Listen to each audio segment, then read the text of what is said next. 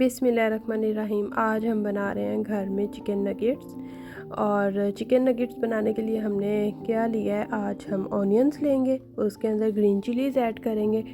और green chillies की ऐसे ये मैंने डंडियाँ वगैरह उतार ली थी और डायरेक्ट में चॉपर में ये मैंने लिए थे। मैंने 2 अनियंस थे मीडियम साइज़ के, और उसके साथ 6 से 8 जो ग्रीन चिलीज़ हैं वो मैंने ऐड की थी।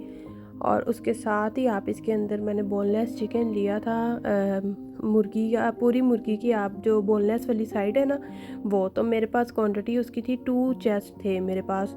तो वो पहले आप ऑनियन को और ग्रीन चिलीज़ को चॉप कर लेंगे।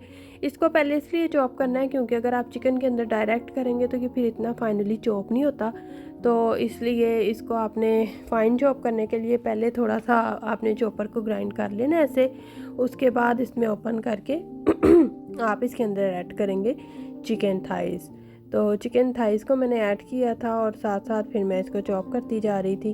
तो चिकन नगेट्स जो है वो घर में बनाने का बहुत ही ईजी और आसान रेसिपी है। इससे आसान रेसिपी नहीं है, मतलब आप चलते फिरते घर में आप बना लेंगी। मेरा चॉपर जो है वो चल नहीं रहा था, शायद वो मैंने थाइस को एकदम से अचानक से साथ में ना पूरा ही डाल दिया था, तो वो कटर का बैलेंस ख़त्म हो गया, इधर उधर हो गया तो डिसबैलेंस होने की वजह से वो चल नहीं रहा था।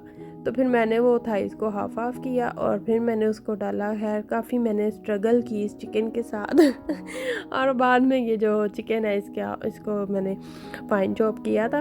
तो आपने भी आप देख लें, आपके पास चॉपर हो जाए तो बेटर है, क्योंकि चॉपर विदाउट चॉपर अगर आप कहें कि आप इसको नगेट्स को बना लेंगे तो ऐसा नहीं होता, क्योंकि चॉपर जो है अगर आप बाहर से फॉर एग्ज़ाम्पल चिकन का कीमा भी लेते हैं ना, तो फिर भी आपको अनियंस वगैरह चॉप करने पड़ेंगे। तो जिसके पास चॉपर नहीं, आई डोंट थिंक कि वो बना सकते हैं। या फिर जैसे बकरा ईद पे हम लोग करते हैं ना कि कीमा लेके और अनियंस वगैरह उसी शॉप पे जाके उनको कहते हैं सारा ये मिक्सचर एक कर दें, मतलब। तो आप, या फिर आपके पास सेकंड ऑप्शन वो है। और अगर जिनके पास इलेक्ट्रिक चॉपर है तो वो तो फिर सबसे कंफर्टेबल है ना, वो तो इजीली ये इसको बना सकते हैं। तो इसको मैंने चिकन को थोड़ा थोड़ा डाली जा रही थी और इसको मैं बना रही थी।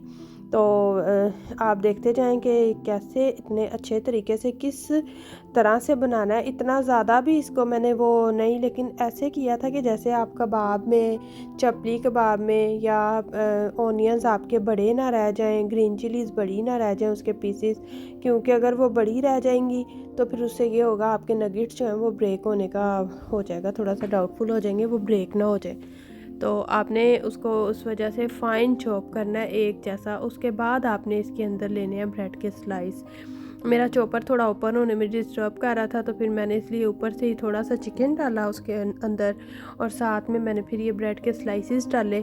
तो आपने देखना है, मैंने 2 स्लाइसेस डाले थे, लेकिन मेरा जो चिकन है वो फ्रोज़न था थोड़ा सा, तो मैंने 2 एंड हाफ़ भी कर दिया था। लेकिन आप नॉर्मली आप 1 स्लाइस डालें तो आपके नगेट्स बन जाएंगे।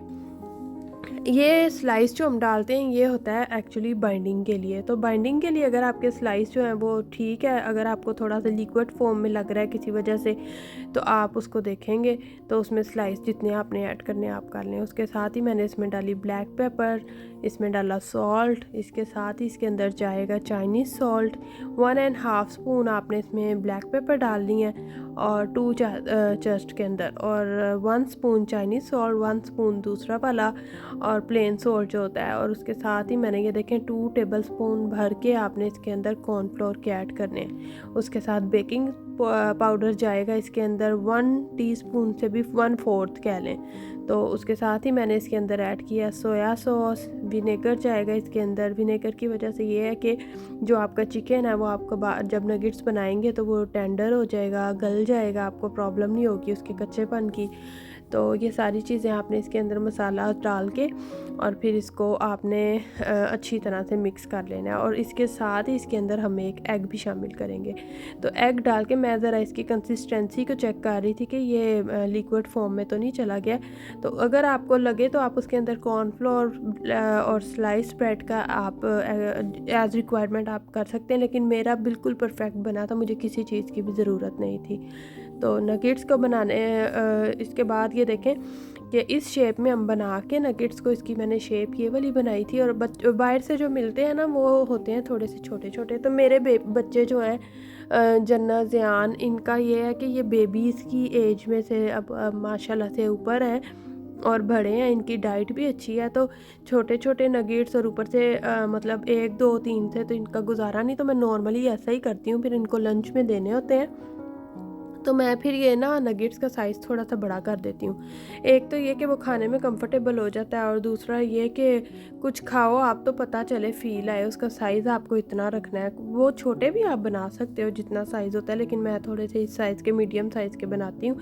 इसी शेप को देख के मैंने ब्रेड क्रम्ब्स को मैंने चॉपर में चॉप कर लिया था और सारे जो नगेट्स के ऐसे मैंने ब्रेड क्रम्ब्स की कोटिंग कर के और ट्रे बना ली थी। और उसके बाद ये देखें जो है बाकी के मैंने नगेट्स, उन नगेट्स को तो मैंने पूरी ट्रे फुल ऐसे एक रेडी कर ली थी और उसको मैंने फ्रिज में फ्रीज़ कर लिया था। 1 मंथ तक तो आप इजीली इन नगेट्स को यूज़ कर सकते हैं। जैसे विंटर आ गया, आपके घर में गेस्ट आते हैं, आप चाय के साथ इनको फ्राई करें और सर्व करें तो बहुत ही यम्मी लगेंगे। और वैसे भी विंटर में तो चाय पीनी होती है और चाय के साथ मतलब आपको कुछ चाहिए होता है, कोल्ड ड्रिंक की ऑप्शन थोड़ी डाउन हो जाती है।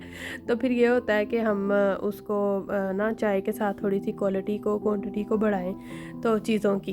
तो नगेट्स जो हैं वो ऐसे फ्राई आपने शैलो फ्राई करने हैं, डीप फ्राई नहीं करने हैं। मैं शैलो फ्राई करती हूँ, थोड़ा सा ऑयल डालें और उसके अंदर पैन में, और आपने लो फ्लेम पे इनको करना है, ज़्यादा हाई भी नहीं। अभी हालांकि मैंने फ्रेश बनाए थे, फ्रीज़ करने से पहले ही मैंने कहा चलो आपको फ्राई हुई हुई इनकी लुक दिखा दूँ। तो अच्छे बने थे और अभी आप चेक करिएगा कि ये गल भी गए थे अच्छे तरीके से। उसके बाद मैंने खाए, बिल्कुल परफेक्ट था, सॉल्ट भी, पेपर भी, कोई भी चीज़ इसमें कम ज़्यादा नहीं थी, बहुत मज़े के बने थे। तो आप लोग भी अपने घरों में ट्राई कीजिएगा और फिर मुझे भी बताइएगा कि कैसे बने हैं।